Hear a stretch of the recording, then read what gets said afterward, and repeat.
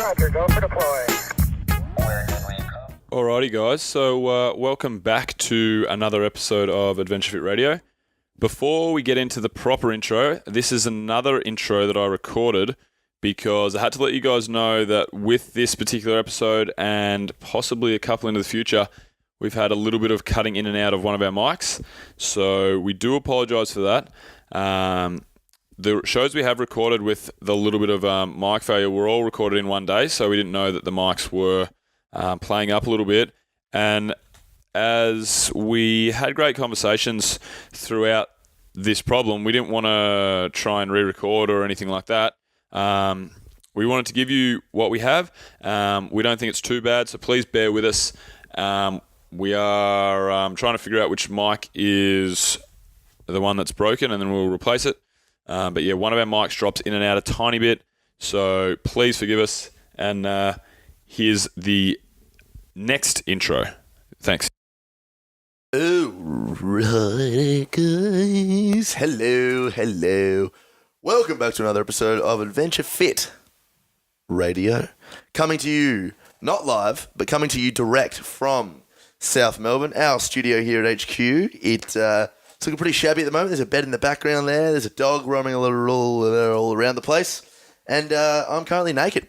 Guys, this week on the show, we have Jared Fleming. So Jared Fleming is a very good friend of the show. He's actually a very good friend of mine personally and Bill's personally. After having spent a really good week with him down in Mexico, in Playa del Carmen and in Tulum, we became really matey. He's a very good weightlifting athlete. For those that have no idea who he is, so he's an American record holder. He goes back and forth with Kendrick Farris, probably the most decorated weightlifter of all time from America. He's killed it over there. I think from memory, he told me under 94 class he had clean and jerk 200 and a 175-ish snatch around those levels. So pretty fucking strong. But also too, he's just a really deep dude. So a lot of the time over in Mexico and through the podcast, we spoke a lot about meditation and spiritual and his spiritual journey and moving that to a more Western standpoint, how that sort of helped him on the platform or in a CrossFit workout or just with general life and anxiety and all that stuff and stuff that obviously, as you know, Bill and I are very intrigued with. So yeah, this is a really great show. And plus it was just really good to catch up with a close friend again. So guys, this episode is brought to you by Quash Creative, which is Elwood based down in Melbourne. So this is run by a friend of Bill's, Sean Marsh, and his sole aim is to solve business challenges with creative solutions, whether that solution is a new website, logo, or marketing strategy. So if you come to him with a problem, he'll work out the most effective way to solve it. And what really sets him apart, guys, from other designers for websites, etc., is his unwavering focus on making sure your business is tightly aligned to your customers' needs. So mention Adventure Fit Radio when you call up Shawnee or jump onto their website, and Shawnee will give you a free basic SEO report on your website or feedback on your existing brand. So guys, head to www.quashcreative, that's Quarsh creative.com. We are also sponsored to you. Fucking hell. We are also sponsored by Audible. So guys, Audible I've just jumped into, because I'm writing a book at the moment, in case you haven't told. I keep trying to fucking market myself at every turn here. But I'm reading a book about pitching, so how to pitch any sort of business idea or business goal to someone you need to. Even just to get a raise, all that stuff, guys, super important. So how to make the best pitch. I'm also reading Writer's Guide and The Artist's Way, which are two books that are going to help with my writing and just overall, finding purpose and all that sort of stuff in my life. So I'm listening to that, on Audible. And Audible is a genuine game changer if you want to get all that information in when you're on the go. So I still read at home, but when I'm driving or doing stuff on the move, I can still get a book in, which is awesome. So guys, head to www.audibletrial.com/radio and you will get yourself a free credit or book download once you sign up for their subscription. Alrighty, without further ado, here is the show.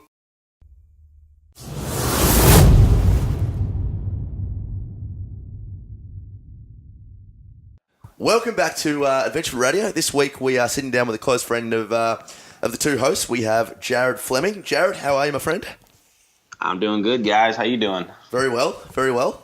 And we were just talking about how... You're going to introduce me, bro? Yeah, I know. You're not even letting me in. I know. He's trying to kick me out, Jared. He's trying to kick me out of the whole fucking system. So welcome back to... Bill, you're there? Oh, hey, Bill. What's up, man?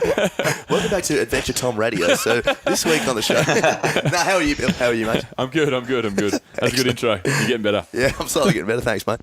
So, Jared, how's the CrossFit Open going, mate? Hey, it's been fun, man. So this is my first Open, so it's been a good experience.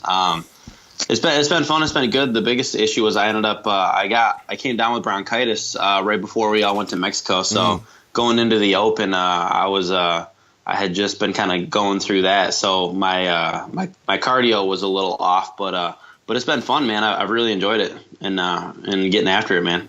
Tommy was telling me that he had the better of you in a few of those workouts, Jared. You're not telling me you're making excuses for the that's exactly what I'm doing, dude. Yeah, I can't. I asked Tom what his best time was, and then he beat me, and I was like, well, fuck. Well, I'm sick, bro. So fuck you. Yeah. I've had bronchitis since I was born, pretty Tom, much. you are the weakest one. Yeah, I've been living with walking pneumonia since I was 10. So fuck off. Yeah, fuck off. Still managed to clean a jerk more than your house. Exactly. You go, Bill. That's good. So, hey, I want to know. So, for anyone listening out there, obviously, probably think of Jared Fleming, who's obviously aware who you are. They're thinking of you as a American champion weightlifter. So, you're obviously doing CrossFit this year. How did that all come about? I mean, it was kind of interesting. I remember I had surgery and. Right after, it was right after Christmas of 2015. So basically the beginning of, what did I say? Yeah, right after Christmas 2015. So basically the beginning of 2016, I had surgery on my knee for my ACL and my meniscus. And I just remembered as I was doing physical therapy, I had been toying with the idea of playing around with CrossFit at some day in the future, while I was still lifting. And I just remember being in the PT office and I was doing some general fitness stuff. And I asked my therapist, I was like, I'm thinking about doing CrossFit. What do you think? And he was like, why would you want to do that? Like, you're great at weightlifting. And I was like, well, it would be a chance to do something different and, just become a good athlete again, and not just be so specialized. And I don't know. I just thought about it, well, I couldn't do a lot. And I just was ready for something different and give my body a new challenge and just take some time from strictly doing weightlifting and just become an athlete. And CrossFit, not only is going to help develop me, as an athlete again, not that I'm not athletic, but just build up, some general athleticism while still doing a lot of Olympic lifting stuff. So that way, when I get back into lifting, say about a year from now, it's not like I've been just sitting around, just running marathons for a year. I've still been doing a lot of lifting. So it's a chance to do something different that's challenging, but still improve my lifting from where I was right after surgery. And it's also a really good way just to take it back and, like you said before, start something fresh again where you're not so good at it and just relearn a new skill or set of skills basically. Is that do you think that helps keep you mentally fresh for your re-entry into the world of weightlifting, considering obviously because you've been lifting since you were straight out of the womb nearly. So do you think is it a bit of a mental help to kind of keep you motivated for this next getting back to where you were at? It's a boy. It's a boy and a barbell. Yeah, that's right. No, you have a lovely, healthy boy and a lovely, healthy barbell. A healthy barbell. We're not sure the gender of the barbell, but we originally thought it was a dog. We've never seen this before, but whatever. Yeah. Oh, no, that's just his penis. Oh, man, I wish I could say it was that big, but, many women have been disappointed. And men. True. This is true. Oh, God. So, yeah, I mean, honestly, I would say that it's mostly mental. And I was talking to, Mat Fraser. I mean, Mat Fraser is a pretty good friend of mine, and we talk here and there. And I remember we were talking, this was probably a couple months ago now, and we were having this conversation. What I was saying to him and, what I've been kind of telling most people is it's like, when you get to a certain level in weightlifting and you have a catastrophic injury like that, coming back, I mean, you're literally coming back from nothing, 9 months not without hardly doing anything. Well, I wouldn't say 9 months, but 6-7 months without doing much of anything.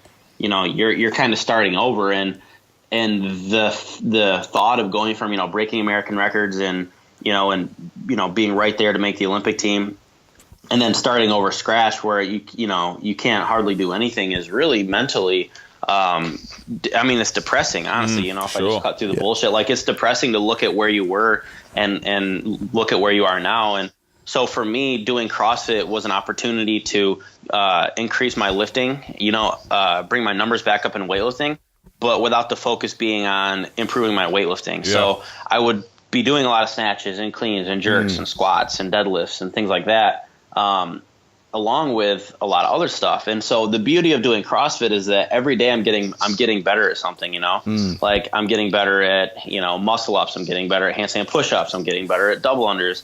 And at the same time, my lifts are going back up. And instead of comparing my numbers to, today I snatched 140. Well, shit, my best is 175. So that's not very good. But instead now it's like, okay, well, I snatched 140. That's great. Like, because the focus is on doing CrossFit, not weightlifting. So the reference point is different. So it's definitely a mental. It's a lot easier mentally to kind of tackle it this way. And I think it's honestly better for my body to reintroduce lighter weights, higher volume, and just do some athletic type stuff after 15 years of predominantly weightlifting and then 6 months of not a lot. I think jumping back into trying to lift heavy weight all the time would actually be slightly detrimental. So CrossFit's like a beautiful bridge between getting back to being, at the top of my game in weightlifting, but also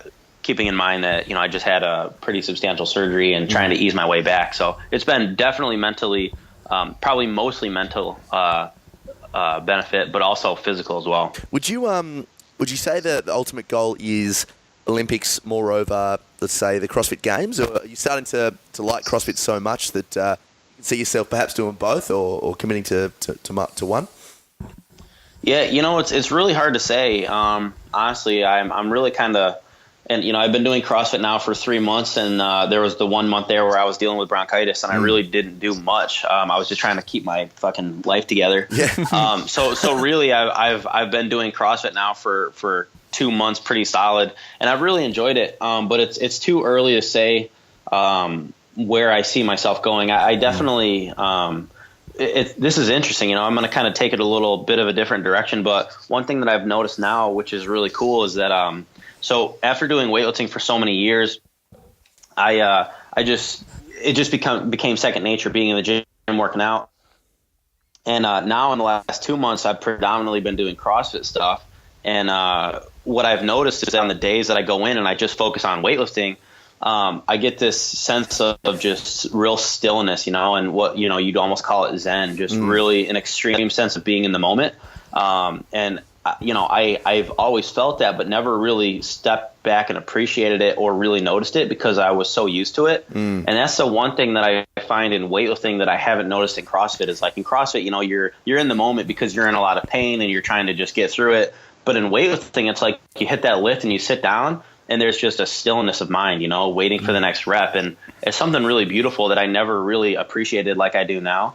And I really enjoy that. And I've really enjoyed the days that I just do weightlifting now because I have a deeper appreciation for that. So it's hard to say exactly which direction I'm going to take things. Is whether I just find that in the next 8 months I really love CrossFit, or if I find in the next months I really love weightlifting. So it's a little early for me to say exactly where I see things going. However, I would say that there's a really great chance that weightlifting will become my primary focus again in a year from now. Just because it's truly my passion, and I definitely think that in a year from now, doing CrossFit, doing something different, I think my mind and my body are going to be in a point where I'm definitely ready to get back into weightlifting. But I'm not going to put the cart before the horse because I honestly not really sure where my mind will be at then. Who knows? I mean, in a year from now, I could be great at this CrossFit thing, or I might absolutely suck dick. So I mean, that's irrelevant to CrossFit, but that's irrelevant to CrossFit. However, you could be living in Chile, Jared, as well. Could be living deep down in Patagonia, just being a full nomad, like a couple of conversations we had over there in Mexico, having a dick sucking session.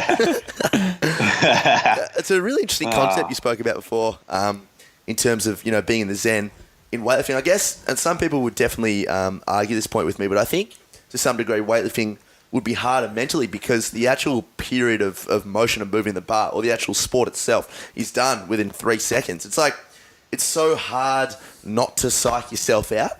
But like with CrossFit, at the count of 3, 2, 1, go, you're just on. And you're not thinking about anything else because you're in so much pain. Obviously, the better athletes out there are able to push themselves to the brink with sort of the mental, abilities they have in a WOD.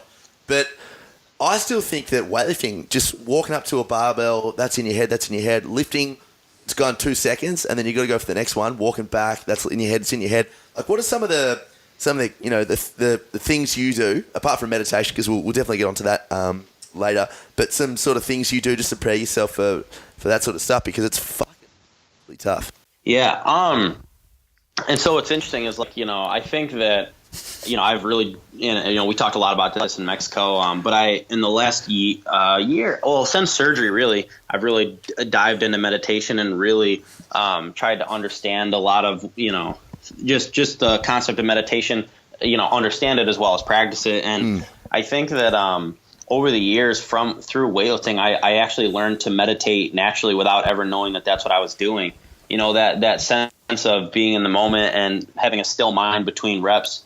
I always had that and never knew that really was kind of a form of meditation, And I think that in order to be great at weightlifting, you have to kind of have that, because exactly what you're saying is where you psych yourself out in between reps. You do the one rep and you're sitting there anxious and nervous about the next one for 2 minutes while you're getting ready, and your mind is racing and your heart rate is up, and you're not actually able to recover your creatine phosphate system because you're so anxious the whole time, so your performance suffers.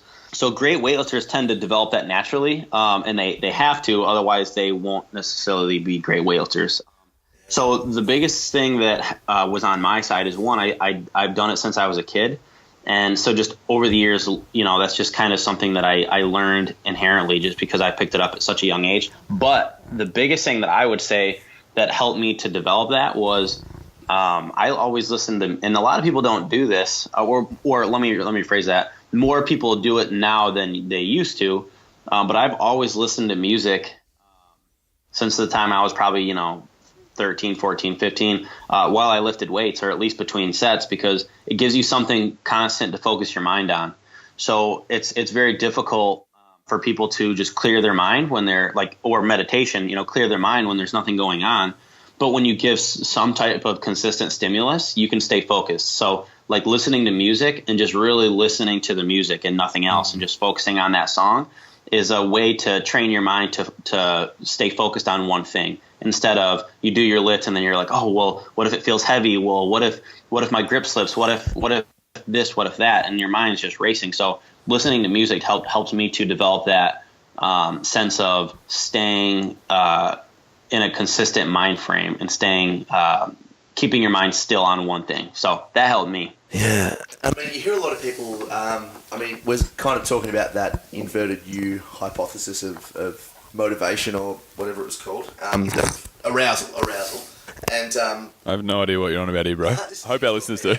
Okay, go. Okay. It's like talking about how there's a subjective amount of arousal before you perform a skill in a sport. It's like how, Jared's level of arousal is obviously going to be different when he looks at me as opposed to when he looks into a cute girl. Yeah.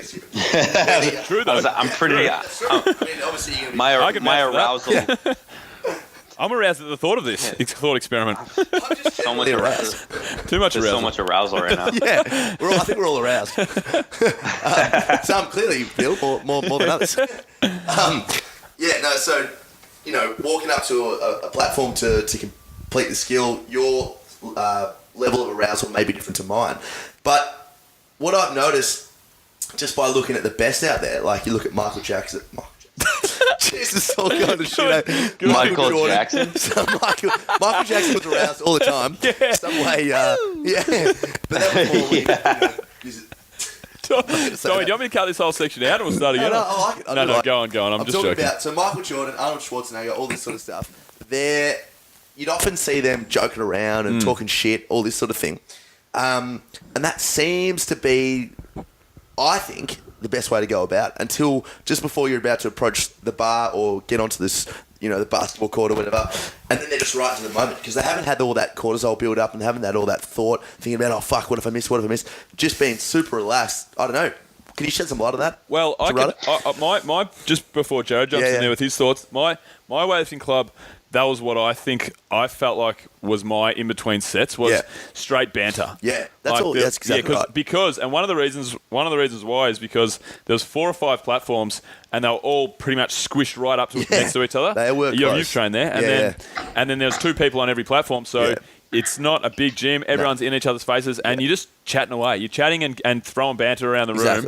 And I think maybe for me that might have been work to your point because I never had a chance to. When I used to train by myself, I'd train like shit. Yeah, same. And probably I'd just be sitting down there waiting for the next rep, probably overthinking it, like Jared was saying. What about you though, Jared? What do you think about the old using banter as a form of keep your mind off things?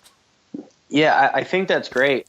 It really depends, and there's a fine line, and I'll give a couple examples. So Kendrick Ferris, I mean, he's arguably the best weightlifter in America that we've ever had, and Kendrick and I have been competing against each other for several years now, and we would always go back and forth. At least his credentials are certainly supersede mine, but we've competed against each other several times, and we've gone back and forth, and we've both beat each other a couple times on our best days.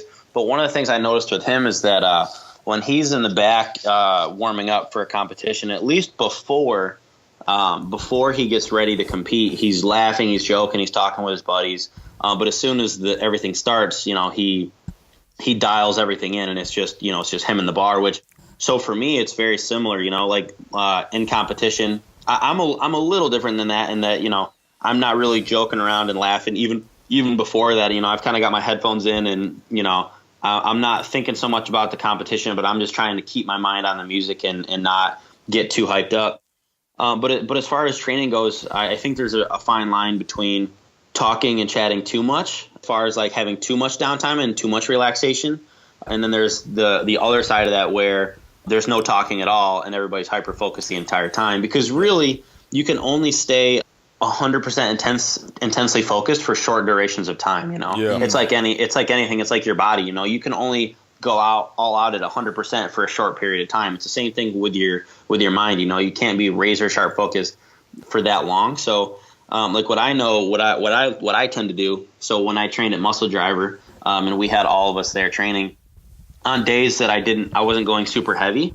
And I didn't need that hyper focus. I would be kind of laughing and joking around between sets and just getting the work done, having fun and getting the work done. Yep. But on those days where it was like, man, like I'm going to need to get my shit together to make these because this is heavy stuff, like I'll get in there, and I might joke around, laugh around for my first couple warm-up sets. But as soon as I, start, climbing up there, like maybe my third warm-up in, I'm putting my headphones in and I'm just focusing on just being in the moment and getting after it. So I think there's just a fine line between chatting and getting after it. Because what I'll see some people doing is they'll, it'll be a heavy day and they'll be joking around between sets, at their heavy weights. And then next thing they know, they've been talking for 5 minutes. They're cold. They missed their weight. So there's there's just a fine line there, really. No, you're right. Absolutely. And I think the gym's got to recognise that as well. Our gym was always a boisterous gym, which was good because it made people want to come to the gym. We weren't all elite athletes, we were your regular guys that just love weightlifting. So I think it was a good community environment for the gym. But then like on heavy days or even slightly heavy days, like the room would know when to go silent.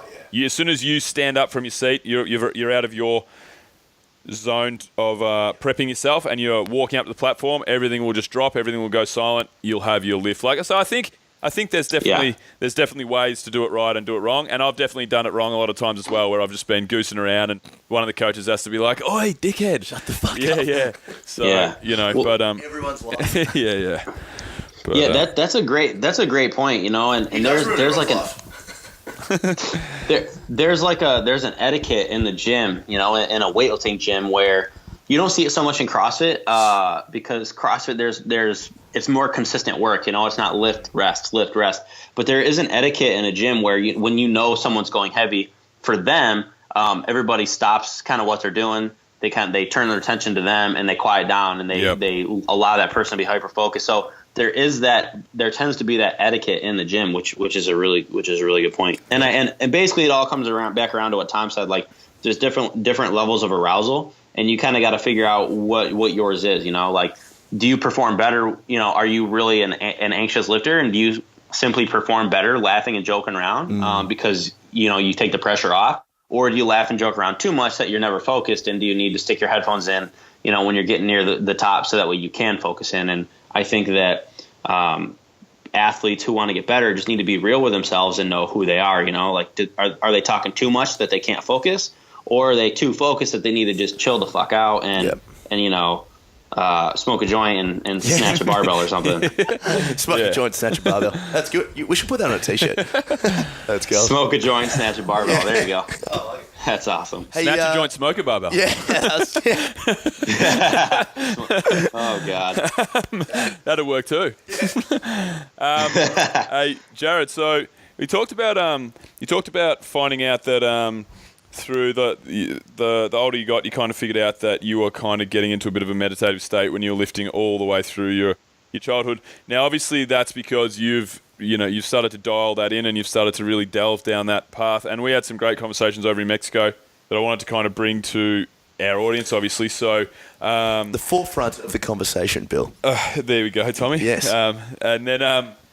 So basically for me, I've been talking about on the podcast a bit about all these different things to help me with my mental health, try and create a stronger mind. Some of those being, I wanted to try ayahuasca and psilocybin, so psychedelic treatments for anxiety and depression. And also one of the big things was also a silent meditation retreat, so Vipassana retreat. And you've done one of those. You're actually the first person that I saw that made a post or a big announcement that you'd done this style of meditation and that it had changed your life. And when I wrote to you on Facebook there, and we were going back and forth, and you were just, mate, it's mind-boggling what it's done to me. And then we've obviously discussed it in Mexico. Like what got you to go from someone who wasn't a big meditator to a 10-day silent retreat? Tell people what got you there and what you actually did. Yeah. So it's really, my story is interesting, and it gets a little personal, which I don't mind sharing, as far as how I ended up getting there. So, me and my girlfriend, we had been together for 5 years, and we had been living together, and, we were actually engaged. So we were technically fiancés, but, we'd been together 5 years, and, we ended up splitting up. Things just weren't working out, whatever. But even going through that, we were both very concerned about each other's well-being. It wasn't really an ugly breakup, but I was in a pretty rough place, I guess. I didn't think I was, but I was hindsight looking back now. I can see where I was at, and I was definitely not in a good place.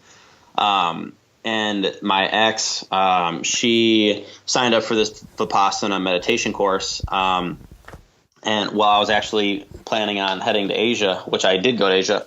And she said that, she's like, I really highly recommend that you do this. And I was basically, at first, I was like, no, fuck that. There's no way. Like, I don't want to do anything with you. I don't want to be around you. Like not in a negative way, but I was just like, I don't want to be, I want to kind of go separate ways. And I was really, honestly, for whatever reason, and there's not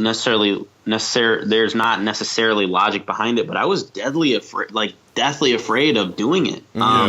Just sitting there 10 hours a day, and just being there with your thoughts, it honestly just freaked me out. Extremely daunting, for sure, I reckon, on my behalf.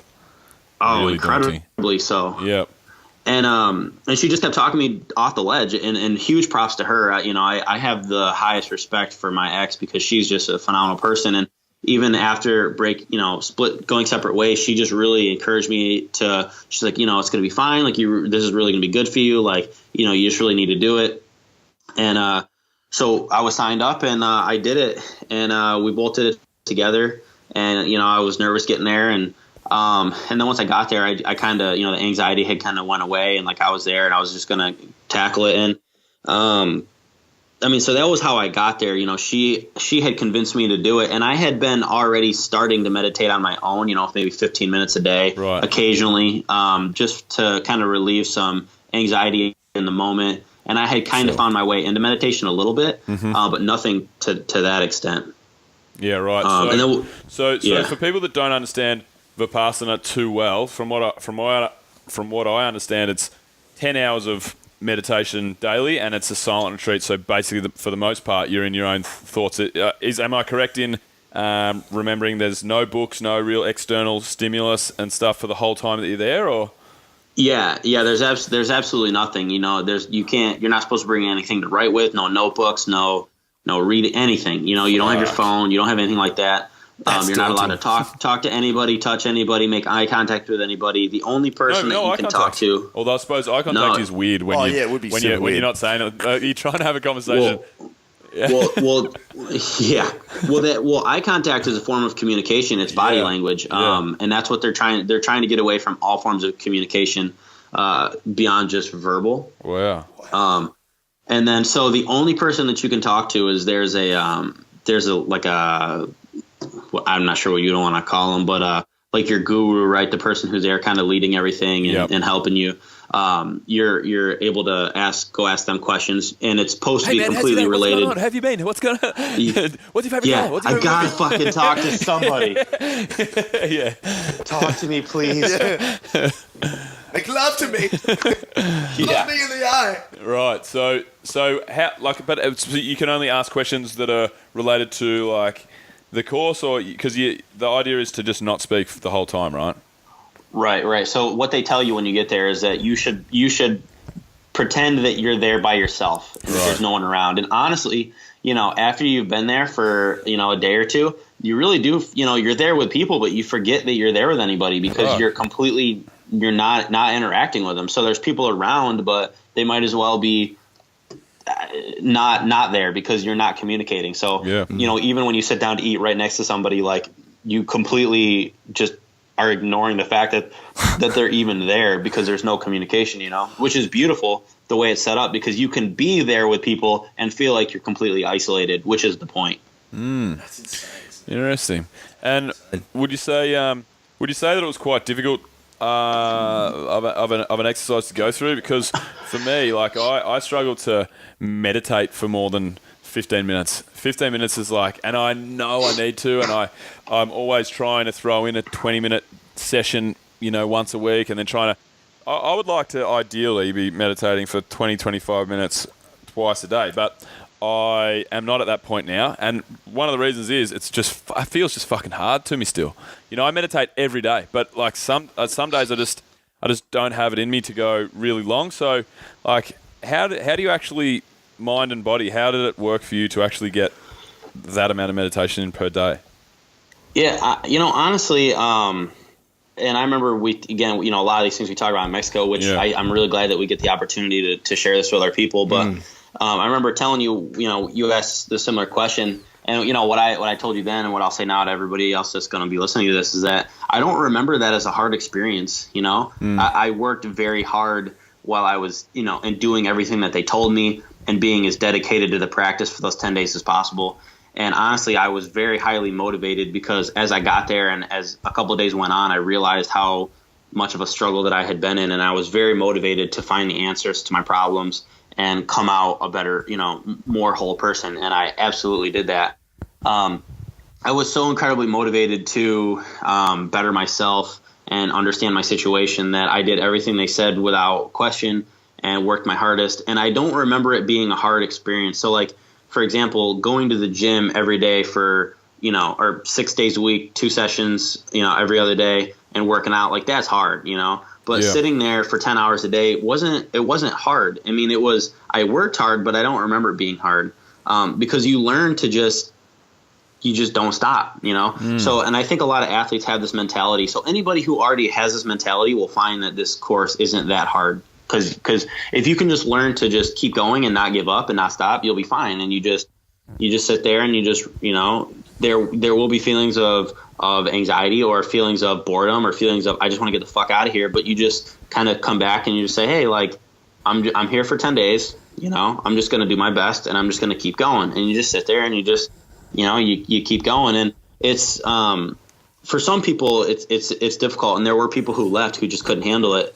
But I don't remember it being a hard experience, you know, to be honest with you. So, but one more thing on top of that, though, kind of coming back to what you said is that, so I meditate 1 to 2 hours a day, every day, 1 to 2 sessions. So I'll meditate anywhere between 1 to 4 hours a day, every day. Man. Yeah, right. Crazy, so and it man. typically tends to be on the 1 to 2 hour duration a day, not 4 hours. It just really depends. And it's helped my life tremendously. But the thing that I've noticed as well is that it's much harder to be dedicated to meditation at home or let's just say in the real world, quote unquote, real world, than it is at these meditation courses, because it's like when you're there, you have nothing else to do. So your only purpose is to meditate and do your best at meditation. But when you're at home, it's like your purpose now becomes, I don't know, your family, your work, your training. You have, okay, I have fucking bills I have to pay today. I have this, I have that. And when you step away from all of that and your sole purpose becomes meditating, it's easier. Yeah. So, that's true. And something, so slightly shifting gears a little bit here, but it all comes full circle is I've really started listening to a lot of stuff that Ben Bergeron says, because I like what he has to say, and he sounds like a man that has his shit together. And I've never met him, but I've talked to him over the phone one time a while back about something, about a competition or whatever. But he sounds like he's got his shit together. And one of the things that he said, and I just recently started keeping like a journal as far as writing down quotes that I like or things that I like to reread, kind of like the Daily Stoic. It's a book that has like 399 meditations, things that to read every day to kind of keep you in tune with what's important. And Ben said something that I wrote down that I thought was phenomenal, and it was that don't let things that seem urgent get in the way of what's important. So like an email might seem really urgent, but is it really that important? You know, whereas like, you know, going home and spending time with your family is important, but does that seem urgent? Maybe not. So one of the things with meditation is like, is it important? For me, it is, but does it always seem urgent? Not necessarily. Like finishing this email or finishing this comment on a post on Instagram or posting on Instagram, like these things seem urgent and they can get in the way of what's important. And so that's really resonated with me. And I heard him say that on a podcast about a week ago. And I've really been trying to keep that in mind every day. It's like, you know, it's like, well, should I meditate? I'm like, I don't want to. I kind of got these other things I got to do. And then I'm like, hang on, what's important here? And I'm like, all right, so I'll go sit down and meditate. You know what I mean? Yeah, for sure. That's a great way to look at it. What do you think about, I mean, I'll ask you, why do you meditate for so long in the day as compared to, I mean, obviously a lot of people think that 20 minutes is quite a good time domain. If you can do that twice a day, then you're doing pretty well. So obviously you've gone well above and beyond that. Why? So what benefits do you see in going on such a longer meditation per day rather than just trying to get 20 minutes times 2, for example?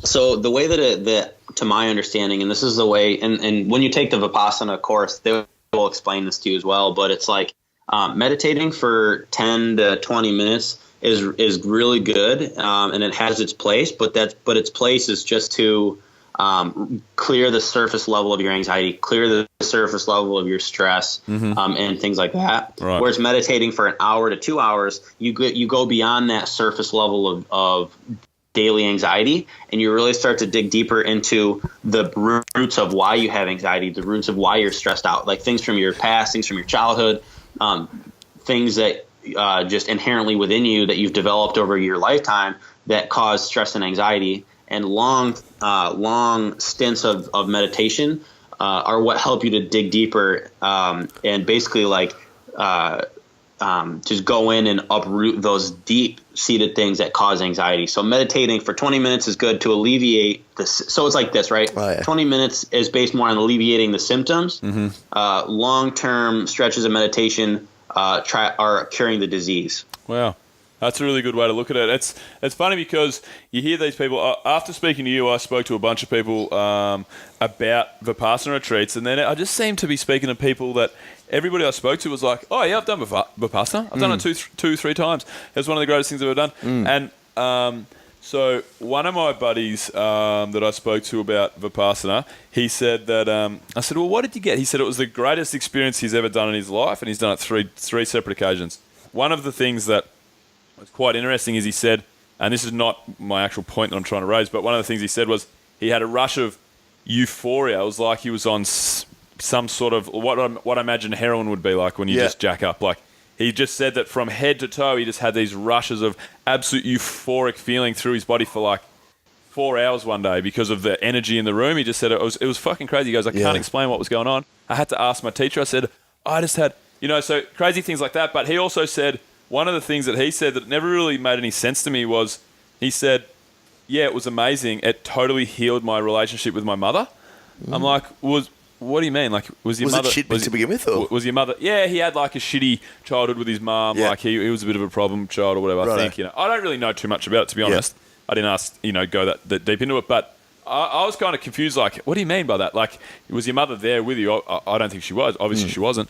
But obviously, he'd worked through the problems that he had with his mother from his point of view in his head so well that he could kind of move on from that. When he got back, he built this bridge with his mother, and then him and his mother have this amazing relationship now. Jeez. So is that kind of to your point, Jared, of like really having the time where you have nowhere else for your brain to go, so you can kind of really work deep down on all that stuff like that? That's obviously is that what happened with you when you were over there? Yeah, that's 100% what I'm talking about, and that is absolutely what happened. You learn that nothing in the world causes issues for you. The only thing that causes issues is your perspective of the things that happen to you. So, like, and I had the similar thing. My mom and I, and she'll probably end up listening to this podcast, so I'll be careful what I say. But she's a very attractive lady. My mom, but yeah, she's the best. She's the greatest mom. I love you. So I want a new barbell for Christmas and amazing. Yeah, prop and for giving birth to a barbell. Just yeah. But so I mean, honestly, I had a very, very similar experience to what your friend had, and because I had a very rough.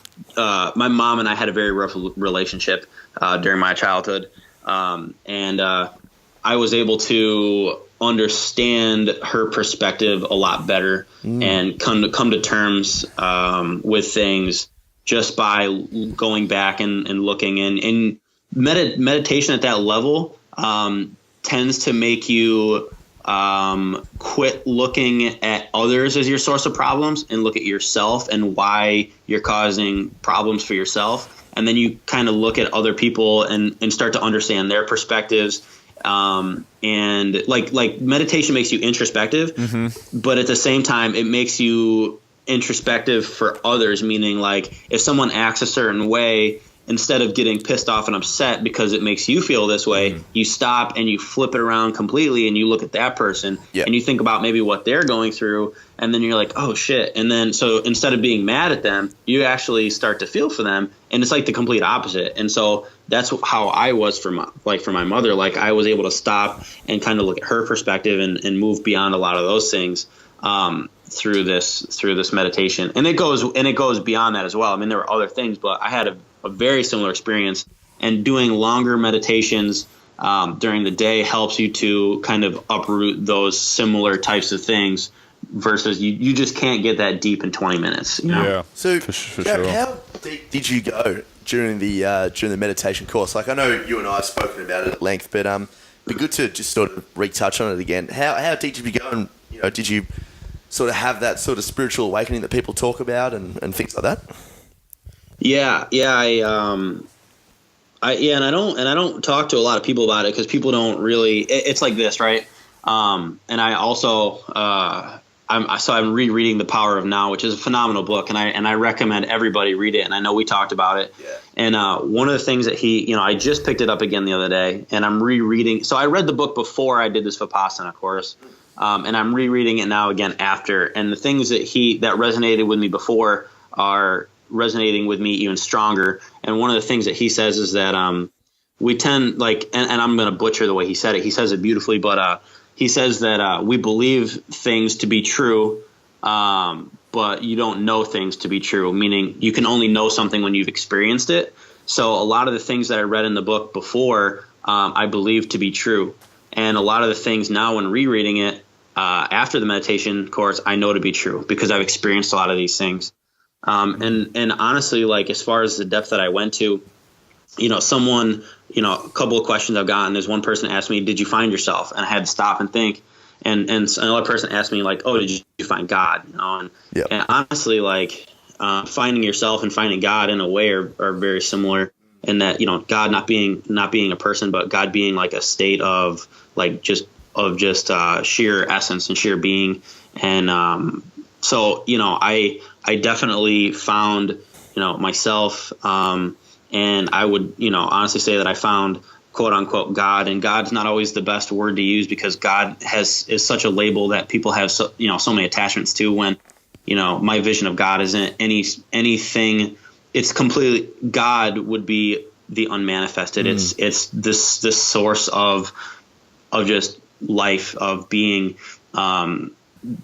It's impossible to describe because the brain can't understand it. You can only kind of experience it and feel it. And I would say that what I felt in the experience I went through is that of and I'm honestly nervous about talking about it because these are things that can be very misunderstood and misinterpreted for anybody who hasn't felt or experienced it. So I try to be very careful with how I word it because, if someone hasn't experienced or felt these things, they may want to argue that my point or whatever. All but the meatheads have already tuned out, Joe. I reckon they've already skipped to Joe back to Joe Rogan. Pornhub now.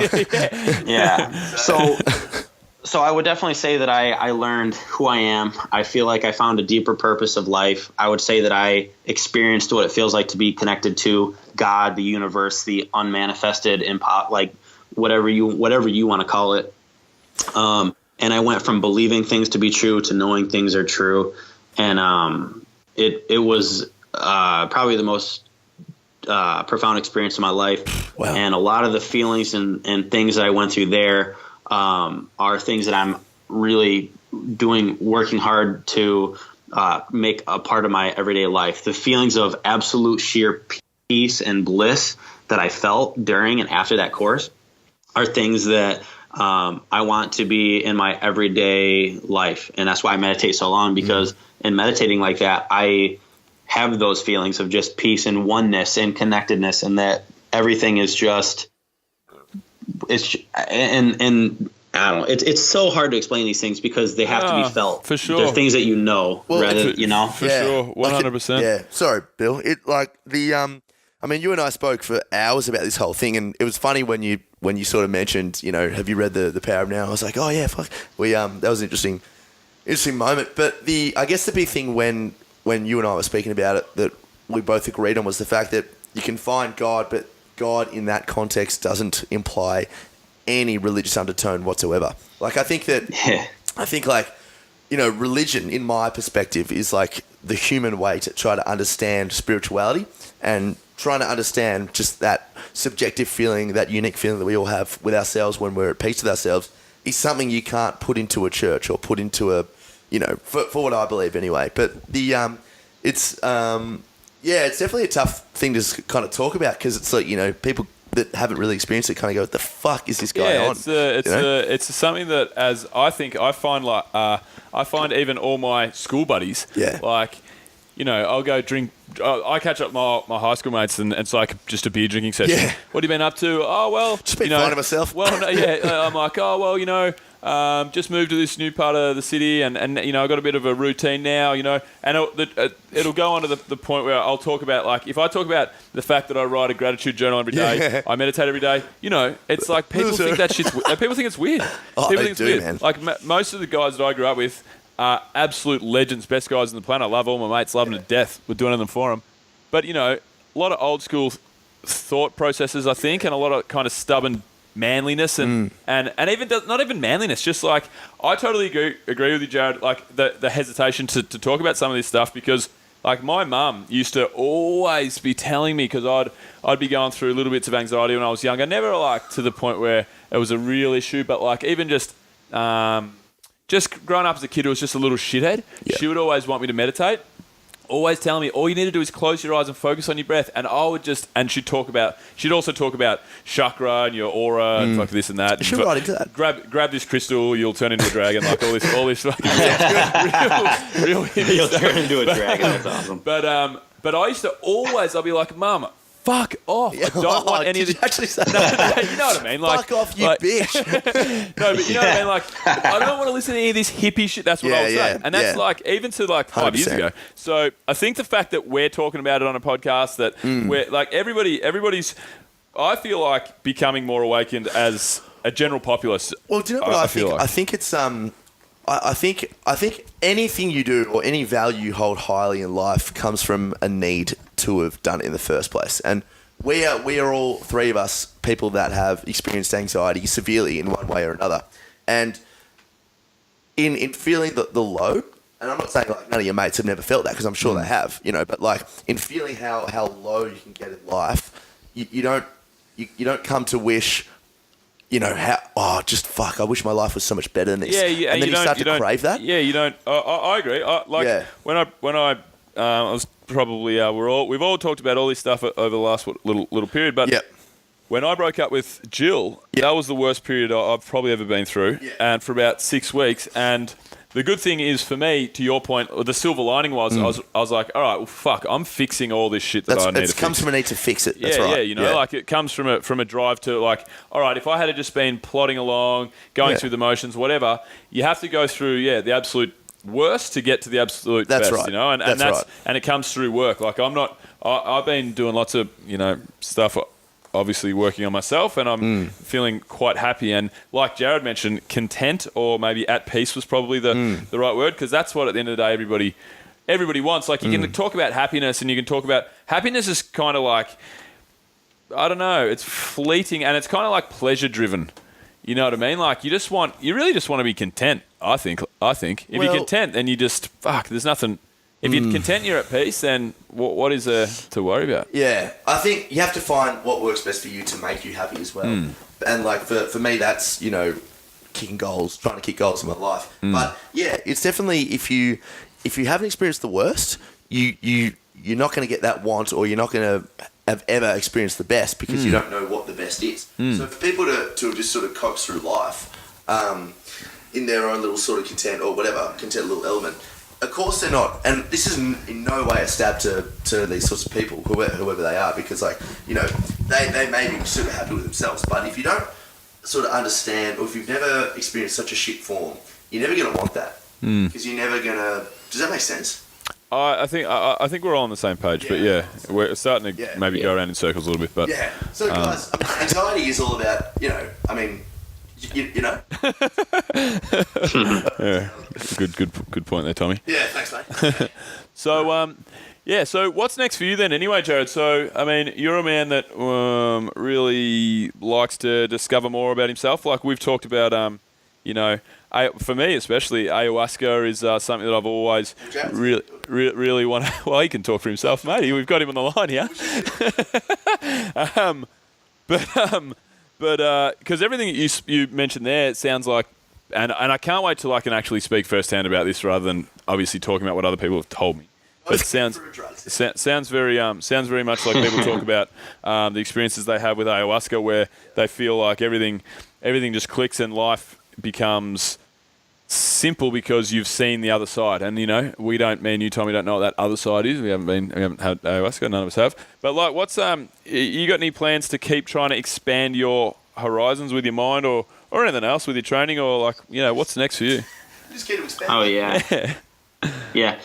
And it's funny. I honestly, I've looked into ayahuasca trips since we talked about. Well, I've actually looked into it a decent bit before we talked about it, and when we were in Mexico, and then after you talked about it, I actually Googled it quite a bit and looked at it, and it's something that I'm definitely interested in at some point. And Tom and I talked about this. It's something that I'm in. So I've never done a psychedelic drug before. I've only ever smoked weed, and I don't do it like recreationally, or I do it recreationally, but not often. But I in my wanting to do it would come out of like looking for something within myself, and kind of turning off the blocks of my mind, and potentially looking for other things.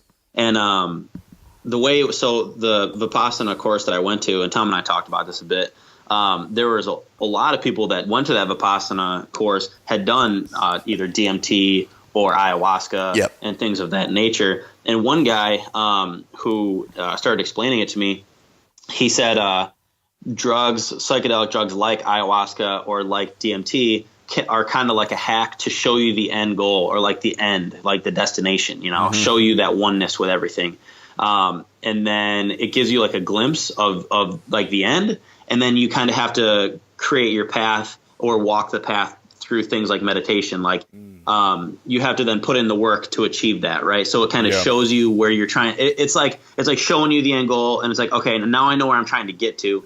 And then you need to put in the work through meditation and things like that to try to get there. Yep. So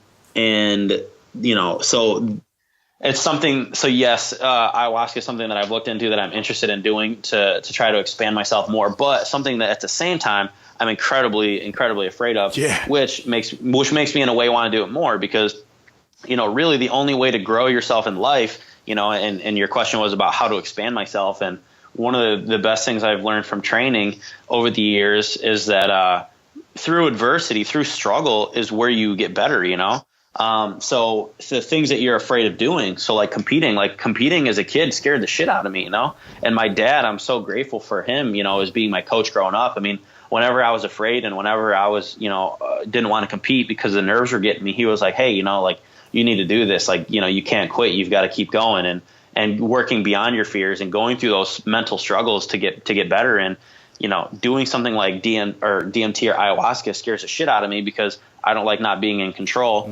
And, the question for me is like, okay, do I need to let go of control to be able to, get beyond this block, that's within me, that's this fear of letting go of control? And would doing something like that help me grow? Would I become better for that? Or would I not be? I mean, I don't know. So it's definitely something that I've considered. And so here's an interesting, another quote or saying, so to speak, that I picked up in a book called The Way of the Peaceful Warrior. It's written by a guy named Dan Millman. He's actually a world champion gymnast, and I can't remember in what event. It's a pretty popular book. It's actually been turned into a movie now. Right. And one of the things that it's a book all about him and his path to kind of spiritual enlightenment, as well as like in regards to his athletic career, which was what drew me to it in the first place.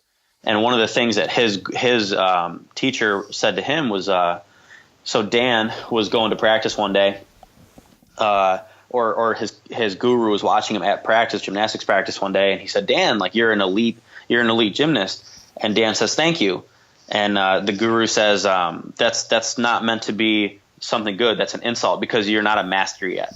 And then he goes on to explain that an elite athlete practices hard and works hard in the gym, but a master of a sport learns to apply the things that they learn in the gym to their life, right? So instead of just everything in their life being directed towards their sport, the things that they learn in their sport, like being in the moment, like working hard, like never quitting, and applying that to life is what makes you then a master at your sport, when you can turn what you've learned in the gym to your life. And so what I've been trying to do now is apply the things that I've learned over the last 15 years of becoming an elite athlete. Is how do I become elite at life? How do I be successful at life? And I'm trying to apply those things to my life now. And what I'm finding is just more happiness, more peace in life, more being content, and not content in the fact that, I'm giving up or not goal driven, because I'm absolutely goal driven, but just being happier and living a more fulfilling life. Hey, do you think you can gain spiritual enlightenment not just from DMT and ayahuasca? Because we spoke a lot about how I wanted to, talk about my experience with the mushrooms and stuff. And when you spoke to me, I think we were walking just back from CrossFit Homeless in Playa, when we started talking about how, you see psychedelic drugs as giving you that sort of end part of the path, and you have to it's like up to you to meditate or to do whatever to sort of get yourself there in the end. But for me, like when I did that big shroom session, because I've done, I haven't done a whole lot, but like I've done some mushrooms and a thing of LSD and stuff. But when I did that big amount of shrooms, it was just all shit house. Like I never, I guess I eloquently said. Yeah, that was a shit sandwich, and you took a huge fucking bite. Sandwich. Yep. It was shocking. Yeah. I mean, they taste awful. But I mean, I didn't go into it thinking that I'd sort of meditate or get some enlightenment, or I just did it just to get kind of fucked up.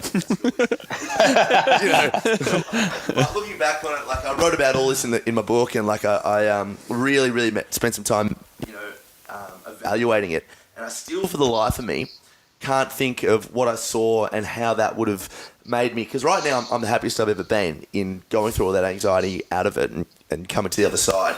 But I can't see how the shrooms actually showed me that path. Like, did your conversation with this guy elaborate on any of that, or as far as seeing drugs as being the key to enlightenment, or seeing the end goal, or what do you mean? It's all the setting and the intention, you know. Well, yeah. Like you're going. I went in with the wrong intention. If you go, and everyone will say this as well. And like I say, we're all basically keyboard warriors in this regard, because we haven't really delved into a lot of what we're talking about personally. But like people will say, if you go to an ayahuasca ceremony to get fucked up, you're going to get fuck all from it. Yeah. You're going to get nothing from it. Yeah. You know? Whereas I got a lot from it. Like it changed my whole life for the better.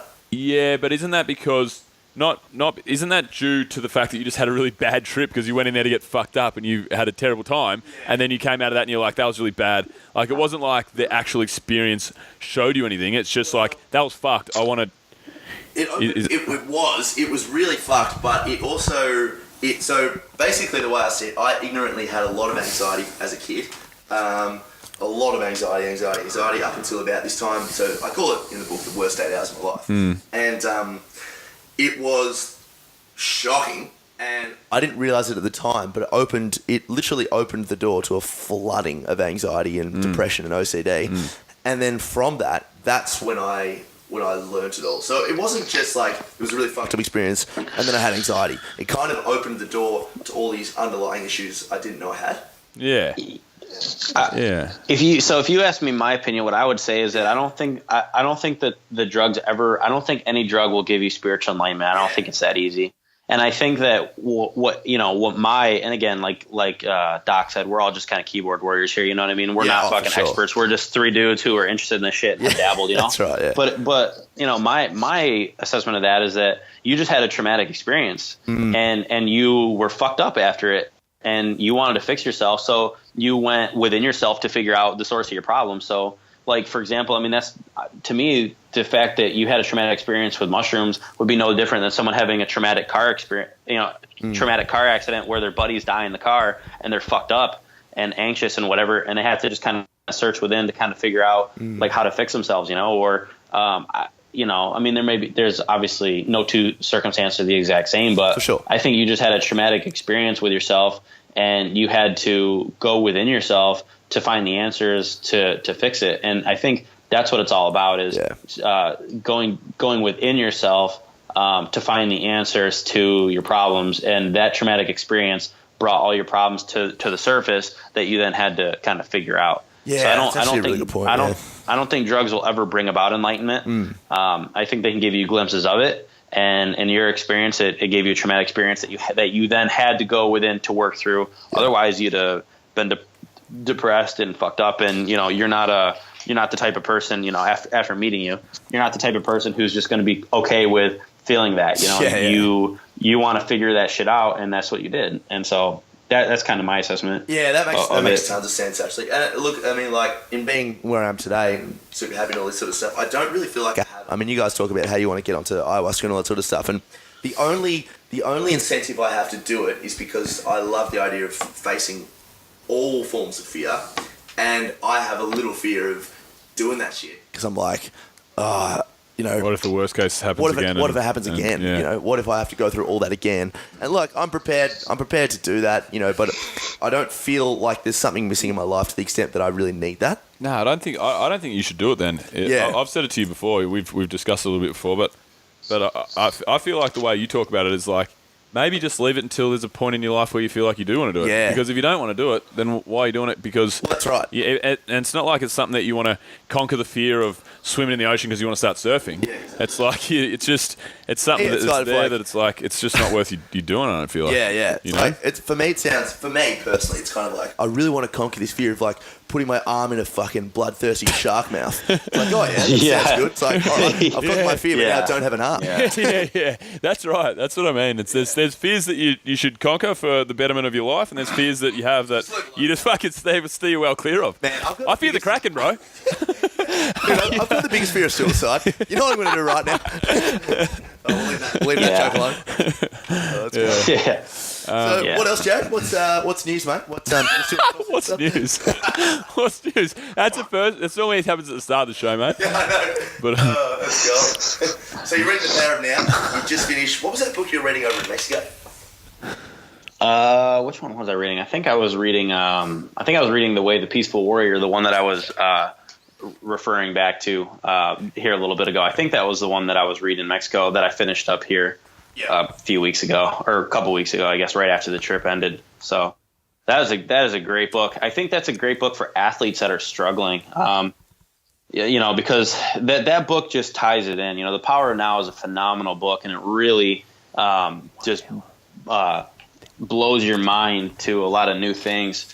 And The Way of the Peaceful Warrior, it really kind of ties things in. So for athletes looking to better their life and better their performance through adding in like a spiritual essence, it's phenomenal. It's just a great way of putting it all together. And in the book, Dan, the world champion athlete there, he gets into a wicked bad car accident, has to have surgery. He's out for several, like 6-8 months, like very similar to my experience. So to me, it was very inspiring, and it was like a call to action for me. And it's helped me to act and move forward by looking at the similarities between his experience and mine, and seeing inspiration from that and parallels, and being able to go, oh, so he did this, went this direction. So, okay, I want to, maybe if I try that, that'll help me. And to be honest, and I don't talk to this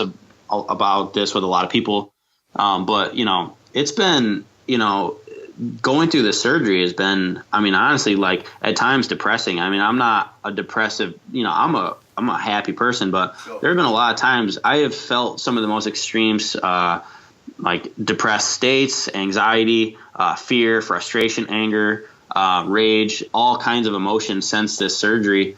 And I've really been trying to fucking dogfight my way out of it and figure out how to get my mind right, and get back, climbing back up in life and sports and just in life. And it's been hard. And reading books like these and reading them for knowledge, but reading them for inspiration to act has been great for me. Yeah. What advice would you give? We're probably going to wrap it up as soon as Jared get you out of here. But what advice would you give somebody that's gone through the same stuff that you went through? Obviously, be they a very elite athlete, be they your average weightlifter, CrossFitter, cross-country skier, whatever. People that go through that traumatic injury to keep their mind and their body in a decent enough place. What advice do you have from what you've been through? Man, if I could go back, so the best way to answer this, in my opinion, is what would I go back and tell myself? Like if I could go back and tell myself things in hindsight that I know now, would be what I would tell someone else.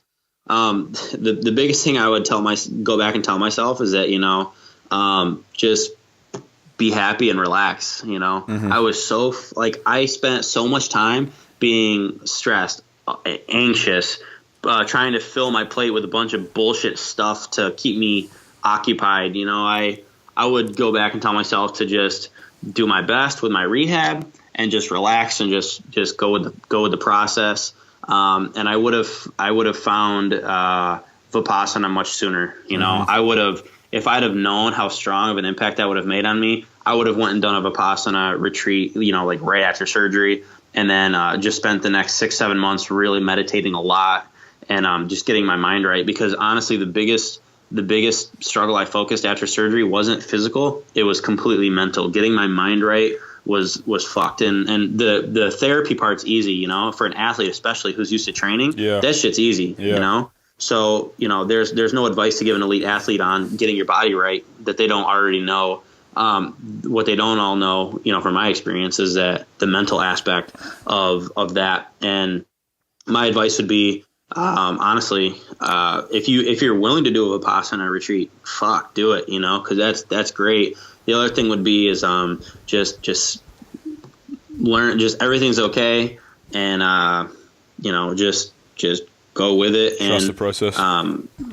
Trust the process. And honestly, I would learn meditation. You know, if I could go back and tell myself, I would have been meditating that entire time, because meditating not only is healing your mind, but your body will heal faster. You know, you can set your intention, you know, and I'll just get into this briefly. You know, I know we're wrapping up here, but you can essentially, you know, through meditation, the Vipassana style of meditation, you're kind of linking the bridge between your conscious and subconscious, and you can actually go in and become more in tune with your subconscious, and just through your intent and your directed will or directed, you know, subconscious, you can actually increase the healing process, you know, so you can actually recover faster, heal better from these injuries and things like that. So not only for healing your mind, meditating could also help you with the healing process faster. So I would recommend, from my own experience, I would recommend for anybody who's going through a traumatic experience, a traumatic injury, would be to find meditation and make that a daily practice in life while getting back to 100%.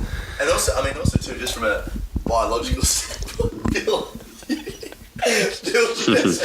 just We're gonna have to cut this bit out. Oh, it's gone, Bill. No, we're fucking leaving this in. Bill cracked up a 4 and then just snot rocket all over the front desk. Yeah, nice. It was actually gone.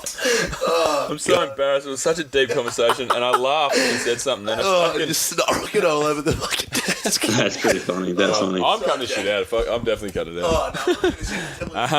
Wait, but no, just from a biological standpoint, you know, if you're more stressed in that chronic amount of cortisol in your body, and like if you can work to ways to, you know, decrease that amount of cortisol, either by meditating or, what you said, just relaxing more, testosterone, HGH, it's all going to be higher in your body, so you are going to scientifically recover better anyway, you know. I absolutely agree with you. It's funny because my advice would just be to myself would be just have fucking fun and just relax and enjoy the break. For sure. But for people who are so ambitious, you know, like myself, that is so fucking hard to do. So if I went back and told myself that then, I wouldn't even know how to have done that. Yeah. So the only way for me to have learned how to do that would be through the Vipassana course. So honestly, like, my advice would be do a Vipassana course and learn to meditate, because it's going to make the process of rehabbing way easier, because you're going to know how to relax, how to just chill out, and just be in the moment and be fine with it, you know? So that would be my advice. Very, very sound advice, my friend. Well, Jared, mate, it was great to catch up with you. Yeah, I'm sure our paths will cross again. We'll have to get you out on another trip and catch up in the US when we're over there. I think the trip that we went on, I had just the most amazing dinner conversations, table conversations, the shit we were talking over there. And I think it all kind of ruminated between our three minds, because they're so strange and kooky and whatever. And I love we've all had sex. I love having conversations with you, because you're a very fucking smart and deep dude. So thanks for coming on the show and sharing a bit about what you've been through, and I'm sure some people get a lot out of it. Yeah, 100%. Thanks for having me on, guys, and definitely can't wait to hang out again. Had a blast with all you guys in Mexico. So for anybody listening to this, the Adventure Fit travel trip to Mexico was a blast, and these guys are great, and I would highly, highly recommend jumping on a trip if you ever get the opportunity, man. It's so much fun. Good stuff. Hey, Jared, before we quickly cut you off, where can people find you? Yeah, so you guys can find me on Instagram at JaredF94. That's where I put most of my regular content up. Social media, just Jared Fleming, Fleming, Fleming. Those are going to be the best two places for you guys to find me, and I'm really accessible. So if you ever have any questions on anything we talked about, anything like that, definitely don't hesitate to hit me up. All right, good on you, brother. Good to talk to you. All right, boys, take it easy. Okay, yo. Alrighty, guys. We hope you enjoyed that show. We love Jared Fleming, and as we spoke at the end, we'll definitely get him on for an in-person show, and we'll just keep the bond strong, guys. If you have any questions or things you wanted us to elaborate on, don't be afraid to shoot us an email. So my email is tom@adventurefittravel.com. Bill's is obviously doc@adventurefittravel.com. You can also give us a rating and review. Just leave your comments and stars, obviously 5 stars, on the iTunes page where you go and download the show. Guys, head to www.adventurefittravel.com. You can join up for the mailing list there, and keep up to date with everything Adventure Fit Travel. Head to quashcreative.com, guys. Remember, if you mention Adventure Fit Radio, Shawnee there will give you a free basic SEO report on your website. And Audible Trial, please head to audibletrial.com/radio to get your free book. Guys, finally, I wanted to mention we have a Bali trip, so the Bali and Gili Islands trip coming up. There are still tickets available for this one coming up from the 1st of April. Bill and I will be leading that one. Carl Paoli will be on the trip, so get your gymnastic stuff ready. We're definitely going to do a podcast with him. He's a genuine leg and benign. And we also have a Thailand Koh Tao trip with Dmitry Klokov coming up. So get your tickets. Head to www.adventurefittravel.com for all the latest and greatest. Otherwise, we will see you next week. Bye. Discovery Roger, go for deploy.